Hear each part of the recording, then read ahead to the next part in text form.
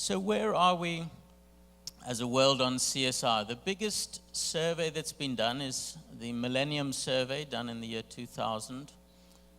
25,000 citizens were surveyed across 30 countries. And you can see the range of opinion. It's quite small, the print, but on the one hand, you get a country like Australia that is saying that mostly the responsibility of companies is to contribute social and environmental value. In the middle, we've got a country like Japan that is more or less evenly split, and towards the bottom we have a country like China saying actually the social responsibility is more to do with creating jobs and paying taxes and being a good economic agent in society. I don't know what the picture is like for Korea. It would be interesting to get your opinion on that. Do you believe that it's really about social and environmental value creation, or is it just about being a good corporate citizen and creating economic value? Also, we see that the views vary by region. This is a chart that shows whether consumers use their power to reward or punish companies that they believe are either socially responsible or irresponsible. And you can see that Asia typically at the moment does not use their consumer power to punish companies that are socially irresponsible, whereas a country like the United States, it's a lot stronger. So you've heard already quite a complex definition of social responsibility as it's defined in the ISO 26000 standard.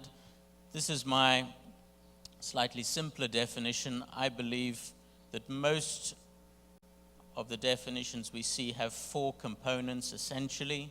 It's about value creation, which is the economic contribution, good governance, which is about the effectiveness of your institution, societal contribution, which is about how responsive you are to your stakeholders, and environmental integrity, which is about sustainable ecosystems. And there are numerous indicators you can use to measure that. Now, when I try to understand what I've learned about social responsibility over the last 20 years I've been working in this field, I've visited now more than 50 countries and seen many companies dealing with these issues.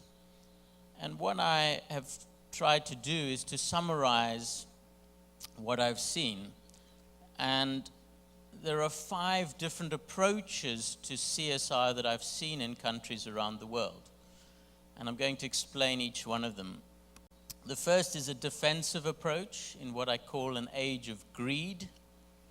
There's a charitable approach in an age of philanthropy, a promotional approach in an age of marketing, a strategic approach in an age of management.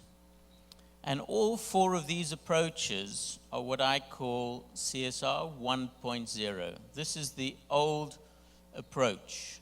And this is the approach that I believe is failing to turn around the negative trends.